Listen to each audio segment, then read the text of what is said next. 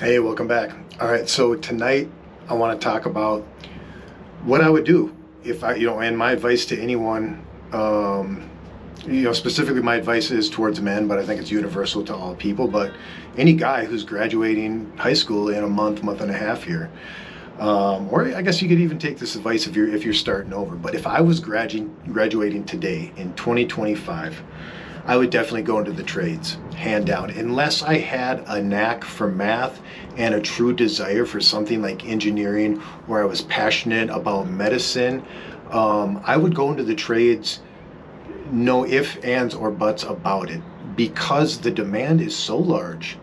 You can, for some like plumbing and electricians, you can get an apprenticeship, some places a paid apprenticeship, where you don't even need the schooling and you get the on-the-job training. Okay, and some factors to consider here is, let's talk about a 2-year trade school. Number one, it's cheaper. Okay, whether you're doing welding, plumbing, electrician, heating, ventilation, air conditioning, carpentry. I mean, even carpentry jobs, you can get on-the-job training. But let's say you do have to go to school. 2 years of a cheaper school, and then you start making money, you get a job in the third year, versus a more expensive school if you're getting a 4-year degree at a college, which the average, I did some AI, queries, and the average tuition for a 4-year school is $103,000. Okay, so not only are you going to be making money in year 3 and 4 when other people are still going to be incurring debt, but you're already going to be moving up the pay scale by year 3 and 4. You have a year experience, you have 4 years of experience. Now, over time, 4-year degrees, specific 4-year degrees, humanities, psychology, the arts, these are teaching. These are degrees that that don't have a return on investment.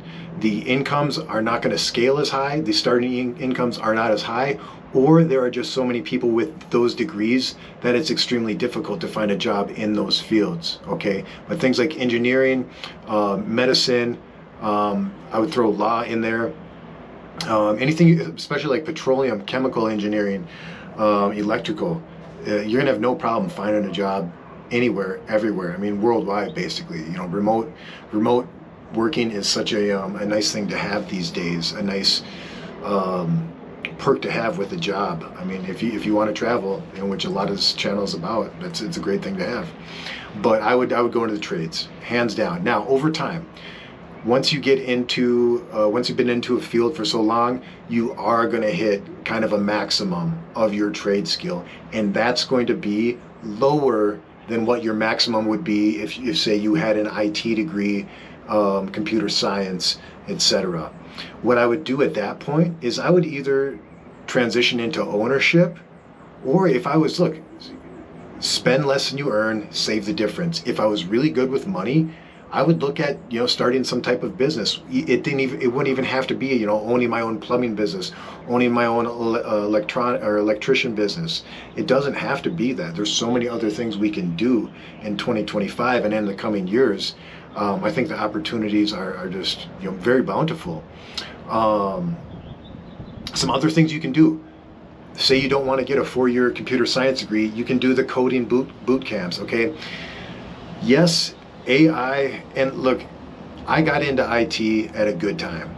About 12, 13, 14 years ago is when I finished school. It was a great time to be in IT. Now, AI, I think that's the industry that it is impacting the most, especially coding. So I don't think that if you can get a coding boot camp, like a 6 month, 7 month, 8 month boot camp, I think some of them are even like 3 months. If you can do that, get into coding right away and start making that, I think they started like 60, 70, 80,000 to start. I still think it's worth it, because you can harvest that return, you can harvest that income. Look, as long as you're not living paycheck to paycheck, and you're not going out and just being a spendthrift, and now that you've got all this money, you're just getting all the shoes, the cars, the clothes, the party, and everything that you want. Don't do that. Be smart with your money, okay? Be mature with your money. It's hard. It's really hard. especially when you haven't been making some and you're just starting to make some. It's hard. I'm not going to deny that. But if you can be smart about it, if you can be mature about it, have a plan, set some aside, okay, so that when AI really does start to have an impact into coding, a greater impact, you can transition into something else, okay? IT is not going away. AI isn't taking over all of IT all at the same time, okay? You can, a lot of companies will let you cross train, be like, oh, I'm interested in project management, or I'm interested in this or that, some other field. I want databases, firewalls, a network.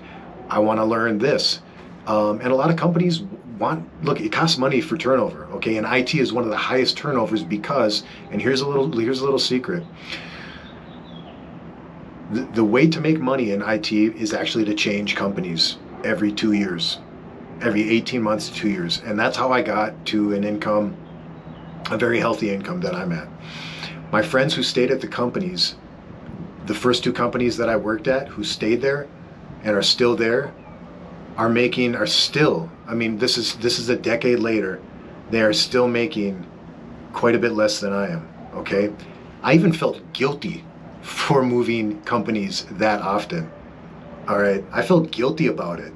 Because there is in our culture and in from our parents who had they worked at 1 or 2 places at most, and our grandparents 1 place, they worked at 1 place their entire career.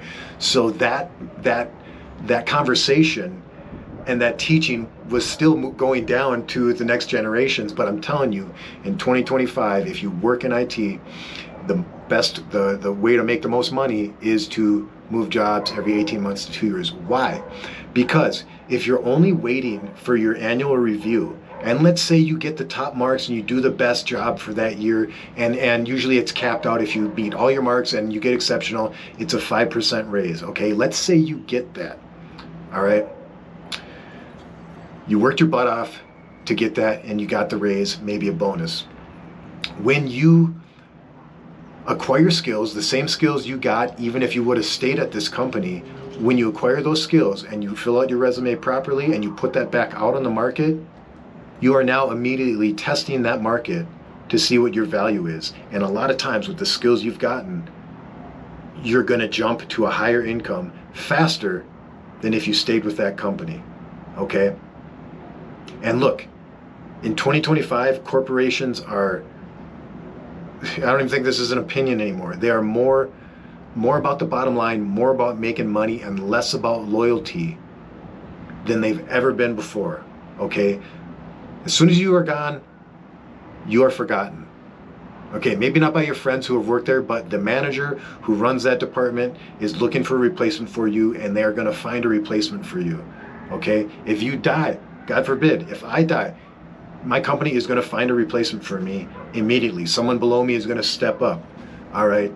Companies are not loyal, all right? Maybe some smaller companies are, some small construction companies or trades companies where it's still a family-run business. Yeah, but that's in the trades, okay? I'm telling you, with IT, every 2 years, you're going to maximize your income a lot faster than if you stay with the company. There might be some rare cases out there, but I'm telling you, take care of yourself, all right? Do a good job where you work, complete your job, do some extra to get ahead, but